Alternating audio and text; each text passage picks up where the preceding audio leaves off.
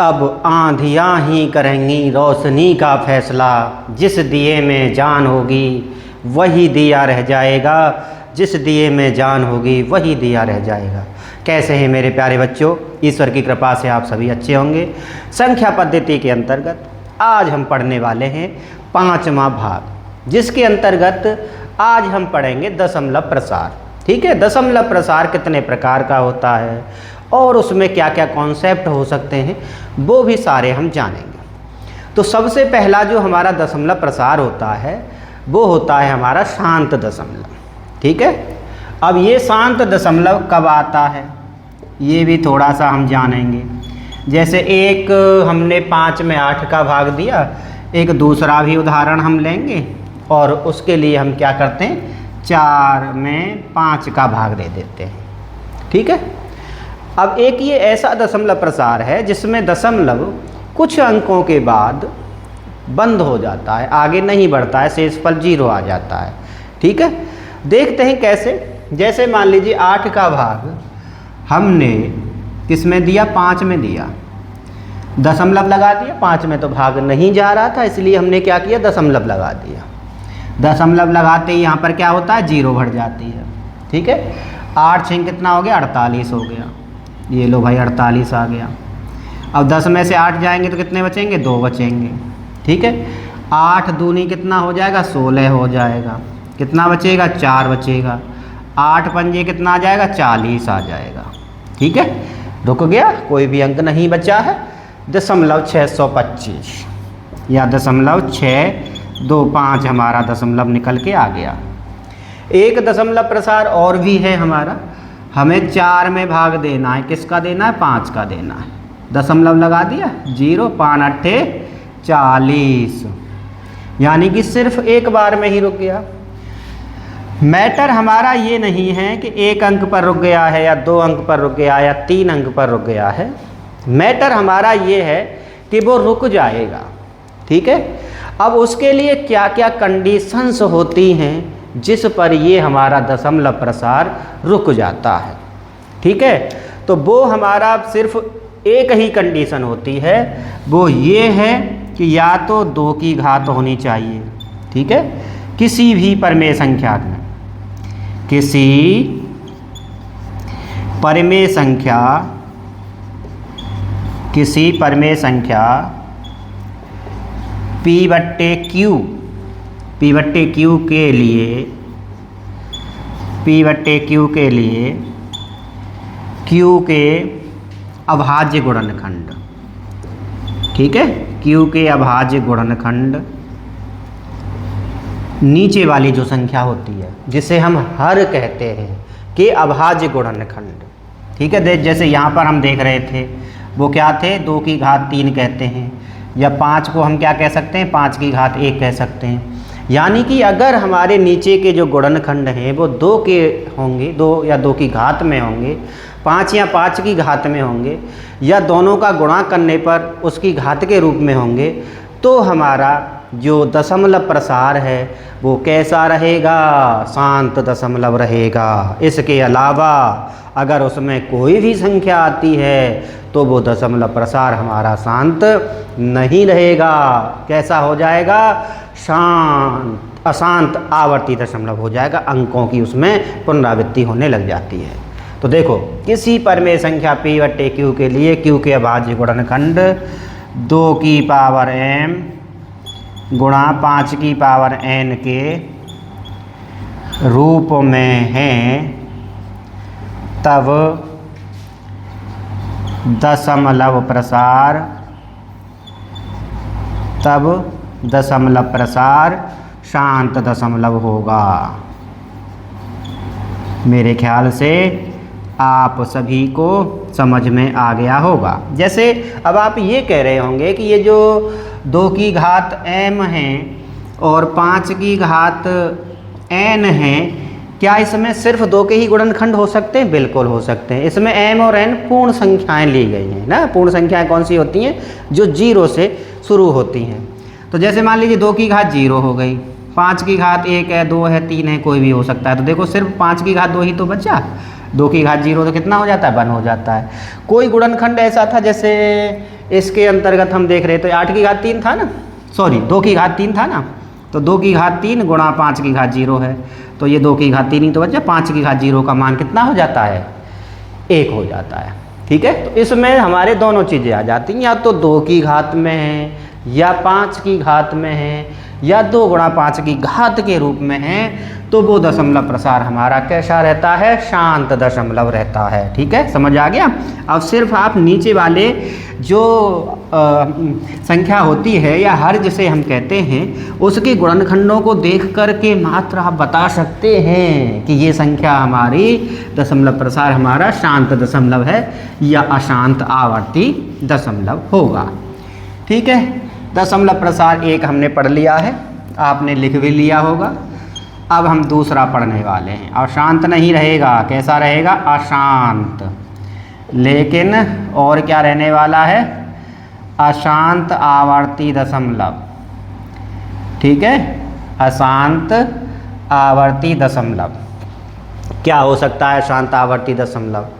तो जैसे मान लीजिए कुछ हम भाग दे के देखते हैं। ठीक है, तो जैसे हमने 7 का भाग दिया, किस में दिया, 4 में दिया। तो देखो यहाँ से एक चीज़ तो हमें पता लग ही गई है कि वो ये है सीधी सीधी कि इसमें देखो नीचे वाली जो संख्या है ना, 4/7 है ना, इधर कौन सी दी गई है, 10/3। तो इसमें ये तो हमें पता लग गया है कि इसमें 2 की घात तो या 5 की घात के गुणनखंड नीचे वाली संख्या में हर के रूप में नहीं है। ठीक है, चलो भाग दे के देखते हैं। 7 का भाग दिया, दशमलव लगा दिया, 0, 7 पंजे 35, 5 बच गया। ठीक है, 5 भी तो लिखना है यहाँ पर। 7 सत्ते 49, 1 बच गया, 7 एकम 7, 3 बच गया, 10 में से 7 जाएंगे, 3 ही तो बचेंगे। 7 चौका 28, कितना बच गया, 2 बच गया, और 7 दूनी 14, कितना बच गया, 6 बच गया, और 7 अट्टे 56, कितना बच गया, 4 बच गया, और 7 पंजे 35, कितना बच गया, 5 बच गया, और 7 सत्ते 49। यहाँ से आगे हमें देने की आवश्यकता नहीं है। 0.571428, 571428। ठीक है, 571428। जितने अंक बार बार आते हैं, जिन अंकों की पुनरावृत्ति होती है, उन अंकों के ऊपर हम क्या लगा देते हैं, बार लगा देते हैं। तो इसका जो दशमलव प्रसार है वो लिखा क्या जाएगा, 0.571428, और उसके ऊपर क्या लग जाएगा, ये बार लगा दिया जाएगा। ठीक है, चलो और देखते हैं। 3 का भाग दिया, 3 तिया 9, 1 बचा, दशमलव लगा दिया, 3 तिया 9, 1 बचा, 3 तिया 9, 1 बचा, 3 तिया 9, और ऐसे ही हमारा जो सवाल है वो 3.3 बार आ जाएगा। 3.3 पर बार, क्योंकि 3 दशमलव के बाद, ये भी विशेष ध्यान रखना है कि दशमलव के बाद कितने अंक या कौन सा अंक की पुनरावृत्ति हो रही है। जिन अंकों की पुनरावृत्ति होती है उसी के ऊपर बार लगा देते हैं, एक लाइन खींच देते हैं, रेखा खींच देते हैं। ठीक है, समझ में आ गया होगा आपको, कोई दिक्कत नहीं है। अब हम क्या करेंगे, इधर साइड में आ जाते हैं, तो आप वीडियो को रोक करके इसको लिख लेंगे, तो जिससे क्या है कि आपको सारी चीज़ें समझ में आ जाती हैं, बाद में भी आप इसे रिवाइज कर सकते हो। ठीक है, 2 एग्जाम्पल लिए, अभी थोड़े से 2 एग्जाम्पल हम अभी और लेने वाले हैं। ठीक है, इससे संबंधित कोई भी कॉन्सेप्ट हम छोड़ने वाले नहीं हैं। 76 76 क्या है, 15 है। अब यहाँ से आपको एक चीज़ दिख रही होगी कि 76/3 × 5 है 15। एक और ले लेते हैं, चलो 78/3 × 5 15, 78/15 है। तो चलो पहले तो 76 में 15 का भाग दे देते हैं। 76 में दिया 15 का भाग, 15 5 75, एक बचा, दशमलव लगा दिया और जीरो बढ़ा दी। दशमलव लगा के क्या किया है, जीरो बढ़ा दिया है। ठीक है, अब जा नहीं रहा 10 में तो एक जीरो और बढ़ा दी। अब 15 छः के कितना हो गया, 90 हो गया। 90 जीरो 10 बच गया, 15 छः के फिर दोबारा से 90 हो गया। ऐसे ही ये आगे आगे आता रहेगा।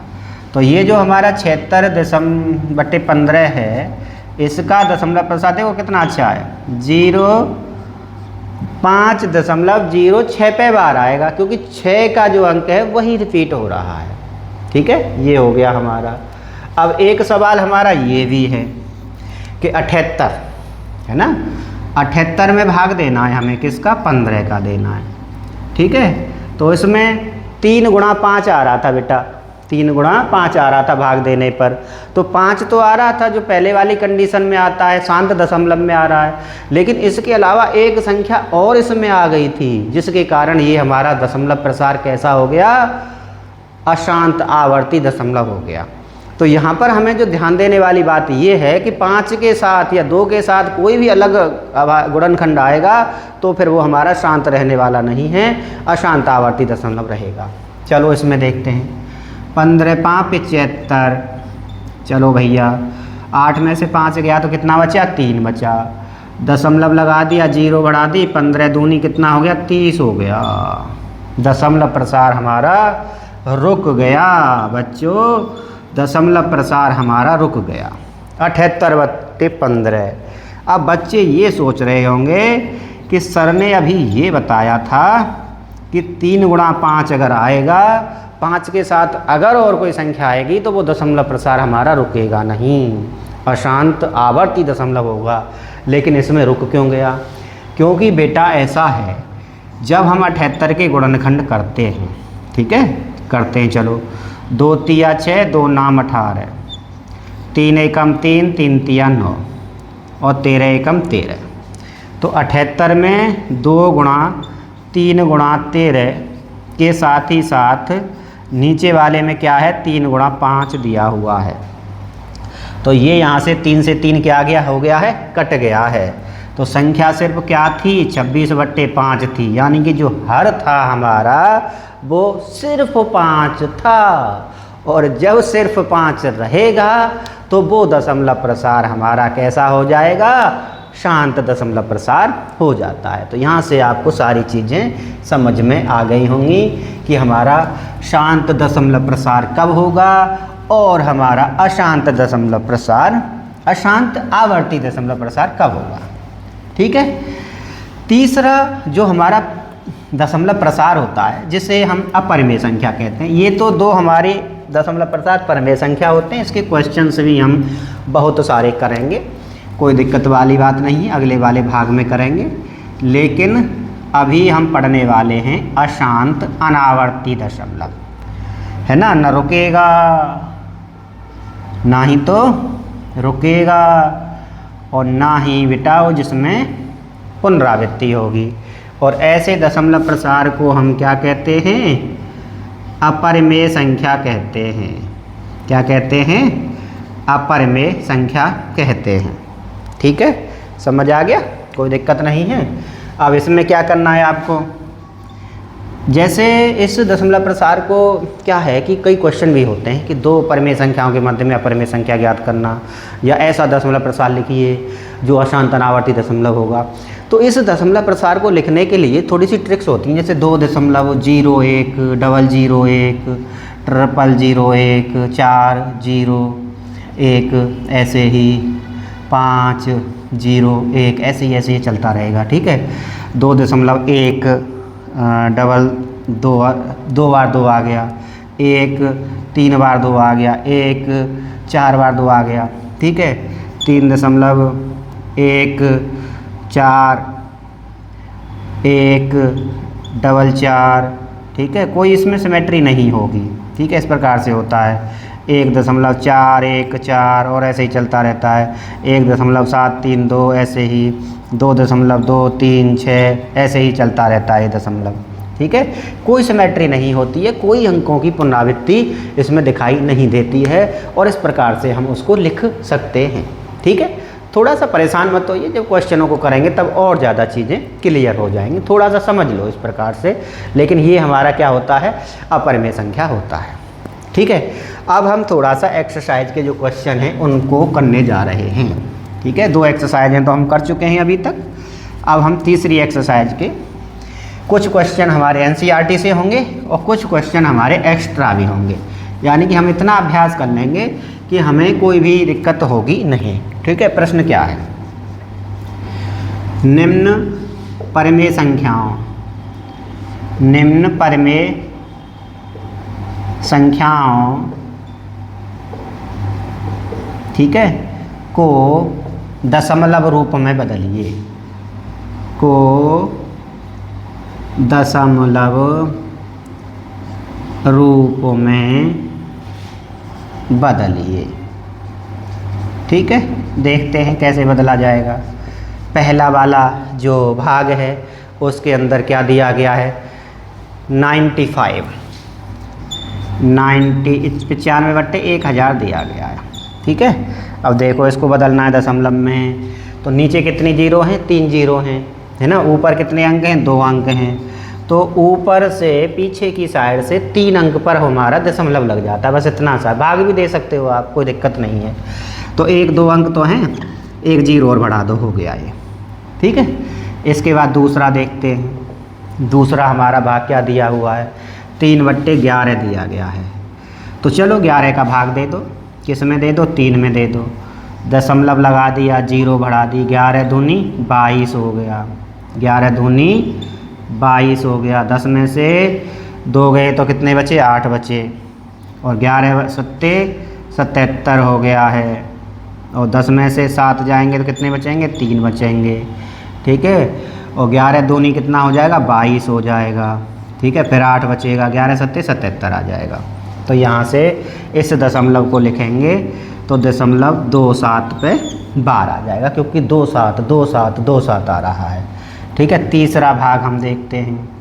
तीसरा भाग और थोड़ा सा अलग तरीके से दिया गया है, 3 सही 5/7। ठीक है, तो पहले से हम सरल भिन्न में बदल लेते हैं। ठीक है, तो कैसे बदलेंगे, 7 या 21, 7 या 21, 21 और 5 कितने होते हैं, 26 बट्टे कितना होता है, 7 होता है। और इस 7 का भाग हमें किस में देना है, 26 में देना है। तो 7 या 21 आ जाएगा। ठीक है, 6 में से 1 जाएगा, 5 बचेगा, दशमलव 7 सत्ते। ठीक है, कोई प्रॉब्लम तो नहीं है, सेम तरीका है बिल्कुल। 3 सत्ते 21, 21 और 5 26/7, 7 का भाग 26 में देना है। तो सबसे पहले दिया तो 7 या 21 हो जाएगा, 5 आ जाएगा, 7 सत्ते 49 आ जाएगा। ठीक है, 7 एकम 7 आ जाएगा। अब 3 बचेगा तो 7 चौक 28 आ जाएगा। फिर इसके बाद क्या करना है, 10 में से 8 जाएंगे तो 2 ही बचेंगे, तो 7 दूनी 14 आ जाएगा। ठीक है, अब फिर क्या बचा, 10 में से 4 जाएंगे 6, 7 अट्ठे 56, और फिर कितना बचेगा, 4 बचेगा, और 4 बचेगा तो 7 पंजे 35। ठीक है, फिर क्या बचेगा, 5 बचेगा, फिर क्या बचेगा, 5 बचेगा, और 5 बचेगा तो 7 सत्ते 49, फिर 1 बचेगा तो 7 एकम 7।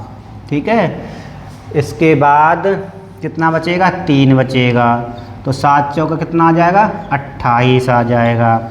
और फिर उसके बाद कितना बच रहा है, 2 बच रहा है, तो 7 दूनी 14 आ जाएगा।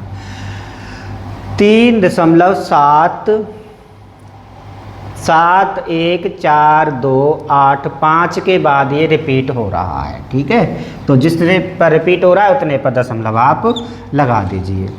तो 3.7 1 4 2 8 5, ठीक है, दशमलव 7 1 4 2 8 5, 7 1 4 2 8 5, तो फिर दोबारा से आता जा रहा है, इस पर क्या हो जाएगा, दशमलव लग जाएगा।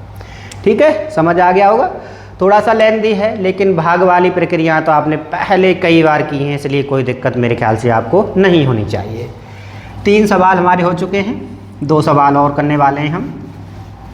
खूब अभ्यास हो जाएगा, आपको समझ में आ जाएगा। ठीक है, कोई भी दिक्कत नहीं होगी आपको। चौथा सवाल करने वाले हैं। अब चौथे सवाल में क्या दिया गया है, 3 सही 4/5, 3 सही 4/5 है। तो 5 या 15 और 15 और 4 कितना हो गया 19, 19/5 आ गया। तो बच्चे कुछ समझ रहे होंगे इसके बारे में कि इसके नीचे सिर्फ 5 है, तो इसका मतलब ये दशमलव प्रसार हमारा कैसा रहने वाला है, शांत दशमलव प्रसार होने वाला है।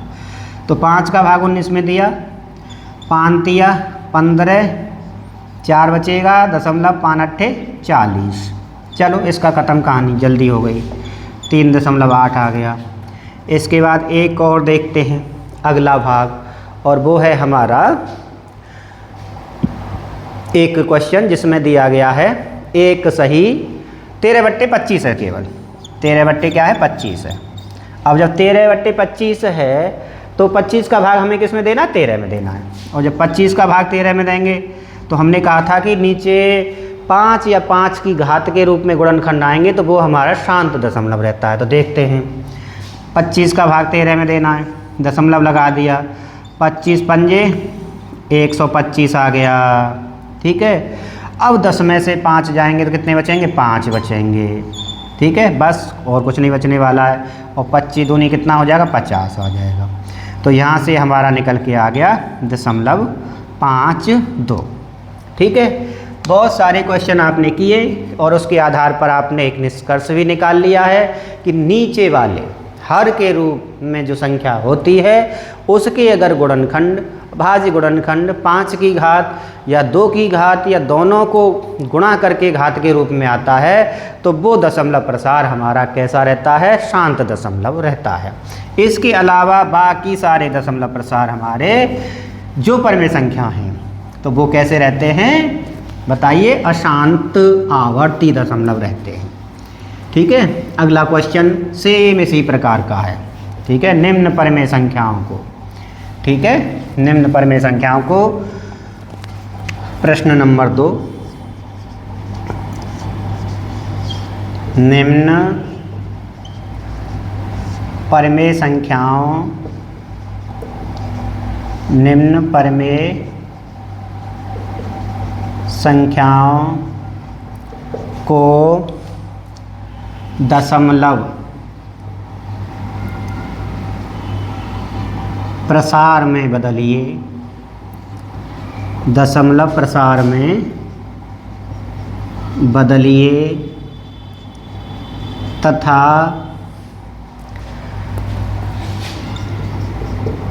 शांत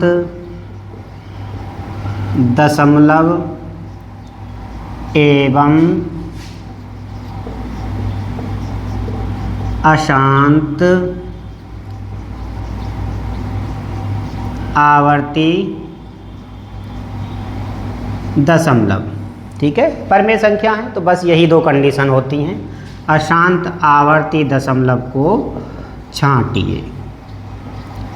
देखते हैं पहला भाग इसके अंतर्गत कैसा दिया गया है। जैसा पहले क्वेश्चन में किए थे, क्वेश्चन इसी प्रकार से आने वाले हैं। तो पहला भाग आपके लिए दिया गया है 23/40, ठीक है। क्या दिया गया है, 23/40। 40 को करेंगे गुणनखंड, तो क्या नीचे वाले 40 को, तो 5 40 होता है, 5 है और 8 है, 8 2 की घात 3 होता है, 5 गुणा 2 की घात 3 है। तो इसका मतलब ये हमारा दशमलव प्रसार, इतना तो हमें पता लग गया क्या होने वाला है बताइए, शांत दशमलव होने वाला है, ठीक है। लेकिन भाग दे लेते हैं, चलो बिना भाग के भी हम कर सकते हैं इसको, ठीक है, बिना भाग के भी हम इसको कर सकते हैं कि ये दशमलव प्रसार आ जाएगा हमारा, ठीक है। ऊपर नीचे गुणा करते हैं तो दशमलव लगाया, 0 बढ़ा दी, 40 का भाग देना है, बहुत सरल होता है 40 का भाग, सिर्फ 4 का पहाड़ा याद रखो, बाकी 40 का एक 0 आगे बढ़ाते जाओ।